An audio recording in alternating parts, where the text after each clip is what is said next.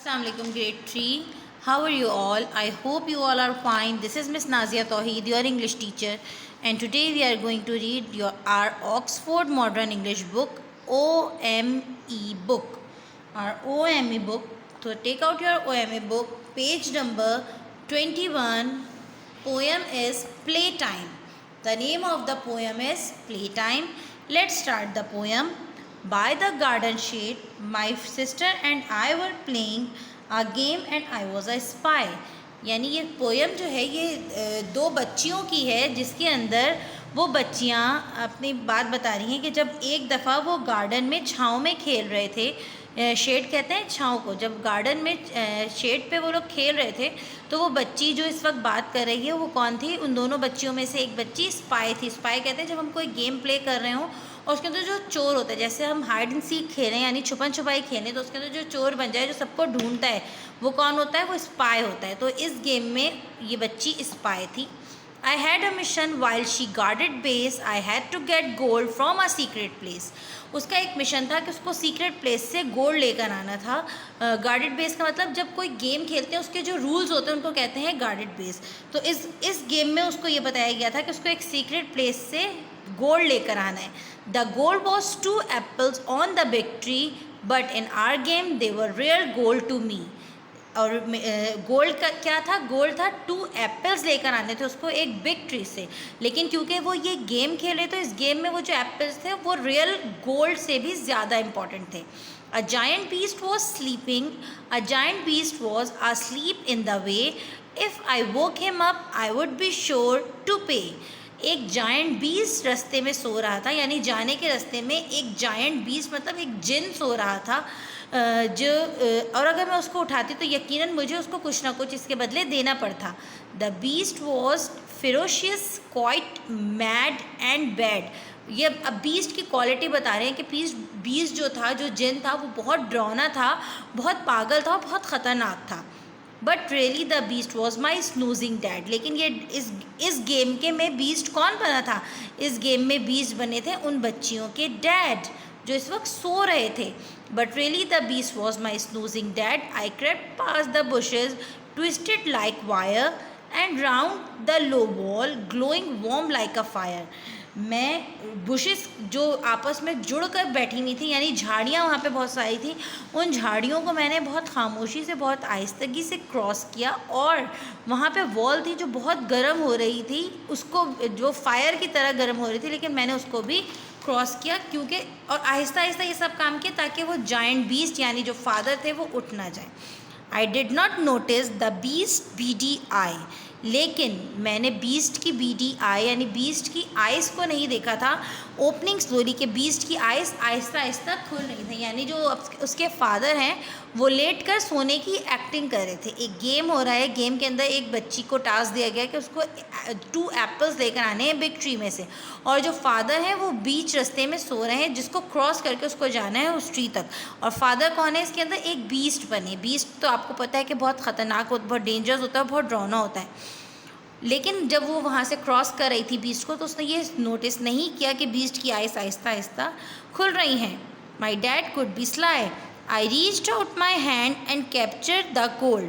मैंने अपने हाथों को ऊपर किया और गोल्ड को पकड़ लिया, यानी वो ट्री तक पहुँच गई थी और वहाँ पे उसने एप्पल को तोड़ लिया। I was almost back when a hand took hold. मैं वापस ही आने वाली थी, मैं तकरीबन वापस ही आने वाली थी कि जब एक हाथ ने मुझे पकड़ लिया। It grabbed at my shirt and made me yell. उस हाथ ने मुझे मेरी शर्ट से पकड़ा था और मैं चीखने लग गई थी। My sister looked up and she screamed as well. मेरी सिस्टर ने मेरी चीख सुन के जब मेरी तरफ देखा तो वो भी डर गई। the monster, the beast has got you now. उस फिर अचानक से क्या आवाज़ आई कि मॉन्स्टर ने कहा, ओह मैंने तुम्हें पकड़ लिया। I got you now. अब बीस्ट ने तुम्हें पकड़ लिया है। I had to escape, I did not how, लेकिन मुझे वहाँ से भागना था। वो बच्ची कह रही कि मुझे वहाँ से भागना था जब मुझे बीस्ट ने पकड़ लिया, लेकिन मुझे पता नहीं मुझे कैसे भागना था। My sister flu in and started a fight, मेरी सिस्टर उड़ती हुई आई, क्योंकि ये गेम हो रहा था तो वो इस तरह से एक्ट कर रही थी कि उसके पास स्पेशल पावर्स हैं। उसकी सिस्टर उड़ती हुई आई और बीस्ट से फाइट करने लगी। We both fought the beast with all of our might, और वो दोनों अपनी पूरी ताकत से, माइट का मतलब स्ट्रेंथ, वो दोनों बच्चियाँ अपनी पूरी ताकत से उस बीस्ट से फाइटिंग करने लगी। Soon he was weak and fell on his knee, और बहुत जल्द वो जो बीस्ट था वो कमज़ोर होके अपने घुटनों पे गिर गया। Our dad could act well and he like to please, लेकिन वो बीस्ट कौन था? वो बीस्ट तो उन बच्चियों के डैड थे जो कि इस वक्त परफॉर्म कर रहे थे, ऐसे बिहेव कर रहे थे कि जैसे वो उन बच्चियों से हार गए हैं और गिर गए हैं। और वो ये सब क्यों कर रहे थे? ताकि उन बच्चियों को खुश कर सकें। वो झूठी मूठी गिर गए थे ये उन बच्चों को खुश करने के लिए गेम में।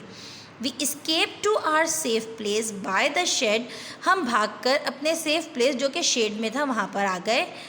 The beast was defeated and hung his head, और क्योंकि बीस्ट हार गया था तो उसने अपने हेड को लटका दिया, नहीं जैसे हारा हुआ यूँ अपना सर झुका के चलता है, वो अपना सर झुका के जाने लगा। He return to settle in his dark lair, और वो दोबारा अपनी जगह पर जाकर बैठने लगा। Actually just the old garden chair, जो कि एक्चुअली वो उसकी जगह कौन सी थी बीस्ट की? गार्डन की ओल्ड चेयर, जहाँ पे बीस्ट पहले भी बैठा हुआ था और उठ के बच्ची को कॉट करने पकड़ने के लिए आया था। जब वो हार गया, बीस्ट डिफीट हो गया, तो बीस्ट वापस जाके अपनी ओल्ड गार्डन चेयर पे सेटल डाउन होने लगा। We spices had won the mission completed, हम अपना मिशन कंप्लीट कर चुके थे और जीत चुके थे। We munch on our apples, oh what a treat, और अब हमने अपने एप्पल्स को वापस पा लिया था और हम उन्हें मंच यानी मज़े ले लेकर खा रहे थे, और ये कितने मज़े की ट्रीट थी। This is your chapter. I hope you have understand this poem. And who is the poet of this poem? Can anyone tell me? Yes, you can check at the end of the poem. It has written Clary Horsburgh. So who is the poet of this poem? Clary Horsburgh. So what you have to do, your work is that first of all I will give you a stanza from this poem. इस poem में से मैं कहीं से भी कोई एक stanza आपको दे दूँगी, वो स्टैंजा आपको राइट डाउन करना है। उसके बाद आप लिखेंगे उसका रेफरेंस, जो कि आप खुद से लिखेंगे। और रेफरेंस क्या लिखेंगे? This stanza is taken from the poem play time and it is written by Clarie Horsburgh, और you can write the poet of this poem is Clarie Horsburgh. और उसके बाद वो जो स्टैंजा मैंने आपको दिया होगा, मैं उस स्टैंजा में से 2 या 3 क्वेश्चंस दूंगी और आप उन क्वेश्चंस का आंसर खुद से लिखेंगे। I will upload the picture of stanza and the questions with this chapter, with this video. It will help you if you will watch my video again and again. It will help you to understand the poem, and then you will be able to give the answer of every question. Till that, take care and Allah Hafiz.